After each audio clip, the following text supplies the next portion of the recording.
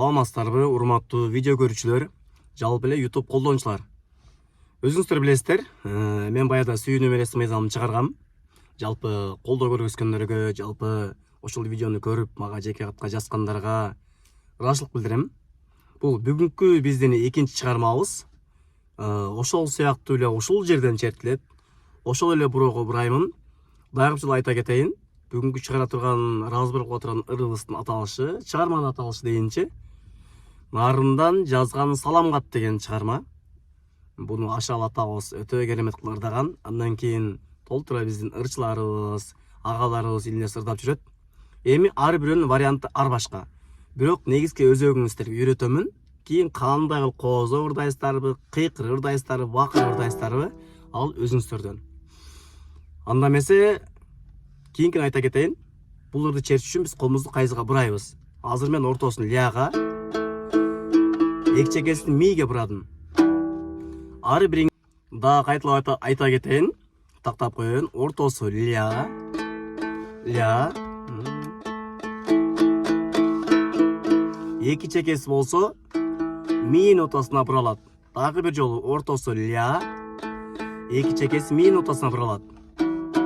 Буну көчүрүш үчүн Google'дан, Play Market'ten көчүрүп аласыздар, билесиздер, мурун приложение оюн көчүрүп жүргөн жак. Анда эмесе кийинки кайсыл жерден басылат. Барыңыздар билесиздер, комузду жаңы баштагандар кербези менен баштайт, кыз кербези менен, чоң кербези менен. Ушунун баардыгы бир жерден чертет. Мына ля, си, до, ре, ре, си. Лядан башталган жерге келесиздер дагы, лянын ордун чыпалакын талашасыздар.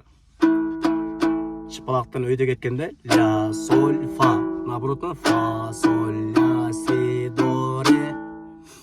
Нотасын дагы бир жолу айтайын. Фа, жаттаңыздар. Биринчи кыл фа, анан кийин соль, анан ля, анан си, анан до, анан ре. Ушул нотаны сөз жатташыңыздар керек. Бирок дагы бир нерсе, тактап кетчү нерсе. Бул лядан буралып эле баардыгыңыздар ырдай бербеңиздер. Биринчи үйрөнүңүздөр. Үйрөнүп бүткөндөн кийин ар бириңиздер үнүңүздөр, ар бириңиздин тональности ар кандай. Меники ля болушу мүмкүн, тамагым кээде ооруп жүргөндө соль болушу мүмкүн. Азыр бир тамак ооруп турат. Бирок үнүңүздөр сом болуп турган кезде канчалык бийик бурасаңыздар, ошол кыйкыр ырдайсыздар, үнүңүздөр катуу чыгат. Бирок кеп анда эмес, кеп туура четиште, кеп шашпай, өзүнүн темпин бузбай ырдоодо. Анда эмесе ырдын баарын түшүндүңүздөр, бурадыңыздар, нотасын жаздыңыздар. Анда эмесе биринчи этабын өтөбүз. Кеттик. Биринчи этабынын нотасы менен болот. Экинчилери аккорддор чөңктүү кылып, үчүнчүсү болсо жапырасаңды канча керектигин ойноп берем, Анда эмесе биринчи этабы кеттик. Эң биринчи үстүңкү бош нотадан башталат. Сиз азыр биринчи этабын үйрөнүп атасыз да. Кийинкиси мындай.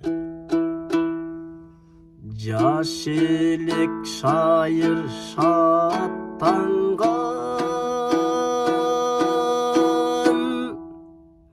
алыска сапар аттанган, кыймылдап поезд баратсаң эй, кылгырып көздөн жаш тамган, кыймылдап поезд баратсаң эй, кылгырып көздөн жаш тамган. Экинчисин ошону кайталайсыздар. Жөнөдүм нарын калага, же ылды. Жөнөдүм нарын калага, ынагым сенсиң садагы, жүзүңдө бышкан мөлтүрөп ай, жүзүңдөн жаным садага, жүзүңдө бышкан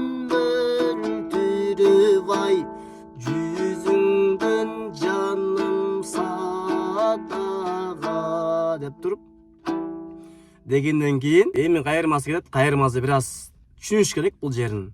Анан кыйкырыш керек болуп калат. Бул биринчи варианты. Бул ляны си до, ля менен дону басып туруп кыйкырастырмайт. Ойласам болуп көңүл шат. Бул биринчи вариант. Дагы бир жолу. Чыпалак биринчи кыл. Лядан кийин си нотасы, сиден кийин до нотасы экөөнү басып туруп, бул жөн эле басылып турат, бул тиешеси жок. Көң кылган. Мына. Ойласам болуп көңүл шат. Экинчи варианты. Ойласам болуп көңүл шат. Эң оңой варианты мына нота менен кетет. Ойласам болуп көңүл шат. Дагы бир жолу. Ойласам болуп көңүл шат.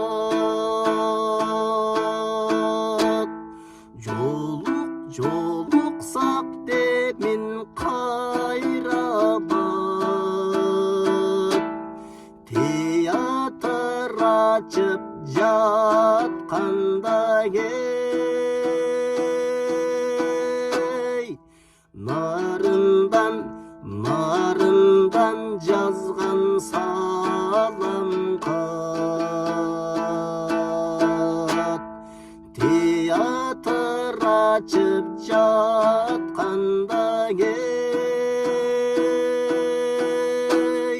нарындан жазган салам кат. Комузду дагы бир жолу бураңыз. Комузду текшериңиз. Комуз текшергенден кийин дальше кетиш керек. Буну түшүнбөсөңүз, бул биринчи этабы бүттү. Эгерде мыйчу этабы алсаңыз чалаң. Жаныдын нарын калага, ынагым сенсиң садага, жүзүңдө бышкан мөлтүрөп ай, жүзүңдөн жаным садага деп эле чертиңиз. Анан кийин раттарарарараттарарарараттарарараттам ушун кошосуз мына. Темп биринчи. Дан тарарарара. Ушул көнүгүүлөр жазаңыз мына. Дан тарарарараттарарарараттарарараттан. Биринчи бул кайсы нота? Соль менен соль, лядан си экөөнү басып мына. Дан тарарара бул даярдык. Эчөт. Ушуну кайталаңыз.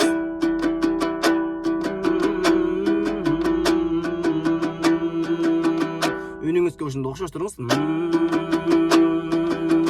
Экинчи болсо ля менен си, ля си дону.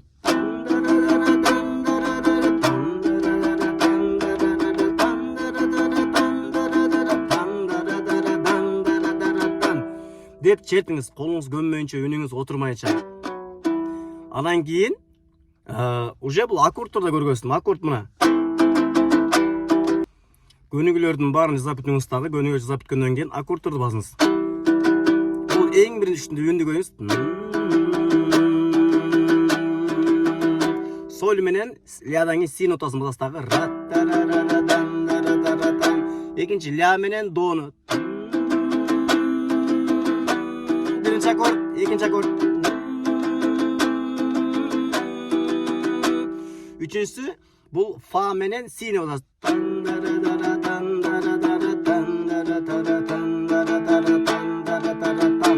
Ушуну кеч керек кайталаңыз. Эң главный жер ушул жер. Сиз эгерде жаш элек шайыр шаттанган кой берген жокмун көрдү. Эки эле кол менен алыска сапар аттанган. Экинчи аккорд. Кыймылда поезд баратсаң ай, кылгырап көздөн жаш тамган. Негизи ушинтип ырдасаңыз болот да. Бирок бул кийин комуз чертип үйрөнүп калгандан кийинки нерселер да. Ага чейин сөзсүз түрдө басып чертишиңиз керек. Дагы бир жолу мына. Биринчи аккорд жаш элек шайыр шаттанган. Могор бир унутпаш керек ушуну. Стилинде ойланып. Экинчи аккордто деле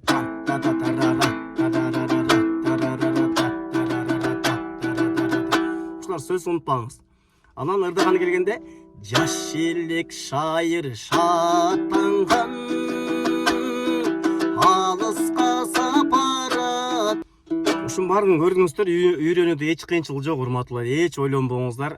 Эгерде бул видеону көрүп атасыздар, мен силерге видеону көргөнчө жардам берем дегем, үйрөнүп бүткөнчө. Эч ойлонбой, такыр түшүнбөсөңүздөр мага жазыңыздар. Бирок түшүнбөгөн жериңизде ар нерсени жаза бербеңиздер. Бардыгын көрдүңүздөр, биринчи табында көрдүңүздөр, экинчи табында мисалы караңыз. Жаш элек шайыр шаттанган. Оңой баштаңыз, таттаратан алыска сапараттанган. Аккорд. Кыйбылдап поезд баратсаң ай, кылдырып көздөн жаштанган. Кыйбылдап поезд баратсаң ай, кылдырып көздөн жаштанган. Ушун баарын колдонуңуздар, урматтуулар. Оңой эле, эч нерсе кыйын эмес. Кыйын деп өзүңүздүн оюңузда, өзүңүздүн мээңизди кыйындатып бербеңиз. Оңой эле, нарына жазган саламга почти эң оңой. Барыңыздарга ийгилик каалайм. Жакшылап чертиңиздер, жакшылап үйрөнүңүздөр. Колуңузду таза бураңыздар, колуңузду таза басып чертиңиздер. Кичине эле кол жылып кетсе, бул жерден кичинекей эле кол ийненин эмесинде эле бурчунда жылып кетсе, анда үйүнүн колуңузда туура эмес чыга берет. Эң биринчи ана берден кол чоң ачылат. Колду постановкасын туура коюңуздар бул жерде. Чтоб кийинки кол басканга даяр туруш керек. Мыйтып эмес, мыйт чертпеңиздер, колду мыйтып албаңыздар, мыйтпеңиздер. Чтоб кол кийинки жаш элек шайыр шаттанган, бул кол даяр турат. Алыска сапараттанган,